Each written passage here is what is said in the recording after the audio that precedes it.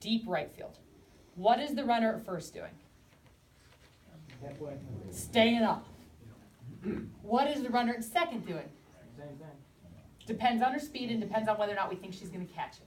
If it's 100%, she's staying.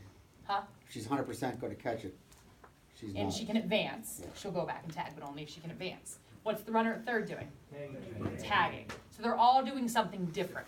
And they have to work independently of each other to advance. Here's the other thing that I didn't talk about that we have to learn a lot. When the ball hits, you don't go when at first base and at second base. You don't go when the ball hits the ground. That's only a third. When do you go? When do you start running? Crack her back. Release. Or really. When you know what? When you know they can't catch it. So we see runners at first base, they get off, and then they wait. And they're waiting, and there's not an outfielder within 30 feet of the ball. And I'm like, nobody can catch it. Nobody can catch it. But we've lost 10 steps because we waited until that ball hit the ground. Does that make sense to everybody? So we get, especially at first base, because that's the difference between getting to third base or going. So at first base, you go when you know they can't catch it, not when they can't catch it. So that's another thing.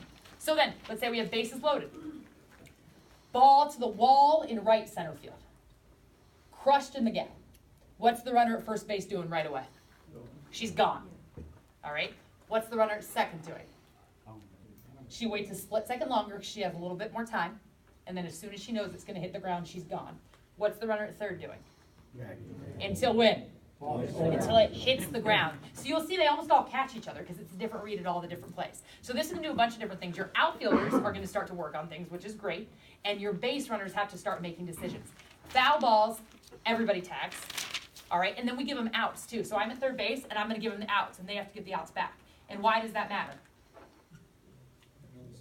Yeah, because 2 outs is going to be different than 0 outs, right? So 0 outs, you're tagging on. 2 outs, you're not, you're gone. So it makes them, we'll do it for about 8 minutes, 10 minutes. It's the best base running drill ever because they have to read the outfielders. This is the other thing. Put your pitchers out there.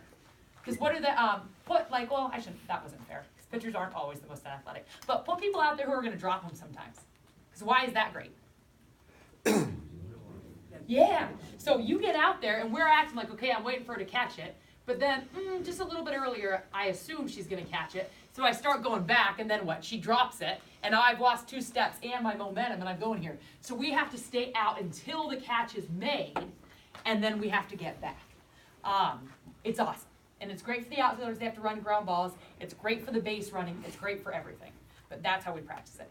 And we do that almost every day. Good question. Any other questions about that part of base running? I'm probably out of time. We're gonna watch the clock a little, but you finish up. Okay.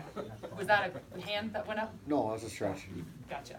All right. So that's our biggest thing. Other things that we do, we work on timing them a lot. So we'll time them on angles. So we'll go from first to third and start them and just have them try to beat their times.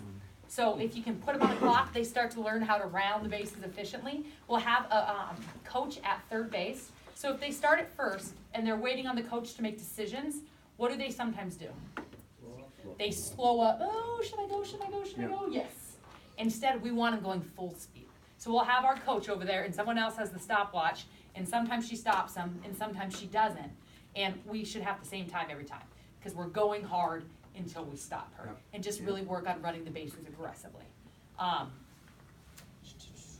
We work GB go at third base. All right, I think this is another really good one that can help a lot.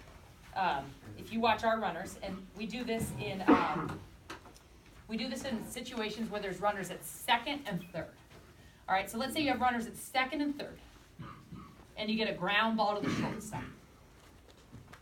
All right, is it harder for the shortstop to throw the ball home and make a tag, or to throw the runner out at first base? It's harder to throw home. Home and tag. So we're going to go on every ground ball with less than 2 outs, second and third. Because even if we're out at home, what did we end up with? Chance. We've got runners where? In the corner. First and third. Or And you're just going to be able to do what on the next pitch? Steal. Steal second.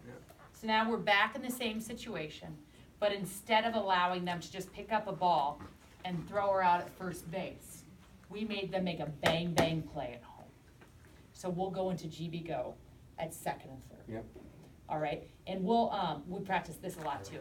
The same thing when we're coming off the base at third, we wanna make sure we stay in a nice aggressive position this way. We don't wanna be churned and have to go. And we wanna be, under control. So if we come off hard and we come into a skidding stop, and then it's a ground ball, we have to retransition our weight, we're gonna be late. So instead, we're gonna be smooth and nice athletic coming off third, and as soon as we know it's a ground ball. So use your infield eyes. It's not when the ball hits the ground, it's on down angle when you can tell it's gonna go down. We're going home. All right, now, even if it's right back at the pitcher, we're gonna make the pitcher throw it home, because you'd be amazed. Sometimes it gets chopped. And even if we're dead, then we're gonna get in what? We're gonna get in a rundown to make them execute a play.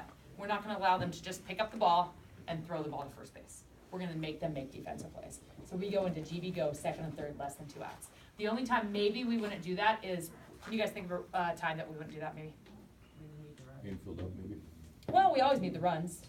Yeah, still, even with the infield up, because it's always a harder play to go first unless what? Fourth. 2 outs, we'd be going anyway. When would that maybe be an easier play? If who's hitting? We got a really fast slapper, and the ball, we made the shortstop move, or we made the third baseman move, and they can't throw her out at first. We don't want to give away that out at home, if that makes sense. So that would be the only time maybe that we don't go in Yeah, there. they're going. Because that then becomes the easier play. But the majority of times, we're going, and we're gonna make them feel the ball. And here's the other thing, they get caught off guard by it a lot. They get caught off guard by it a lot. So we practice it all the time. We practice that during BP. You'll just see a line of people at third base working on GB Go and try to get a great read. So what about if it's hit the second or hit the first in the Go. same scenario? It's always go. Always, no matter what. Because even if you're dead, we're still at first and third, and that was always a harder play, minus the slapper, than just throwing it to first base. Yep. The tag play, because they might miss the tag, we might have a great slide. Like, that's always a harder play. And they probably don't practice that play very often either, really. No. And if you watch us and you're like, why did she go? You were dead. That's why. And then we're gonna steal second and it's okay. So when you're standing in the stands saying, Coach Alistair, what'd you say? What are you doing? That's why we did it. So for younger kids, like 10, 12, what do you want defensively? What do you want to teach them to do in that case? You have to know your speed, know the You arm. want them to just get the out at first? Well, it depends. You gotta get an out always. So if you can take the out at home, you take the out at home. If not, you gotta get an out at first base. So you gotta start to understand the pace. Yeah, but we're aggressive going home. And then also, so what are the other ones like? And sometimes you watch runners, and if it's hit to the infield, they just don't go. Right? So what balls should we always be able to score with? If you're at third base, what balls in the infield should we always be able to score on? Okay, yeah, but let's say, okay, so we won't do it just at third base. Because if you get thrown out at home on third base, from third base, then you're just where? Just at first, and you've run yourself out of the situation. Not good. So that's why we'll only do it with second and third. Does that make sense to everybody? Yep. So let's say you're at third base, no runner at second.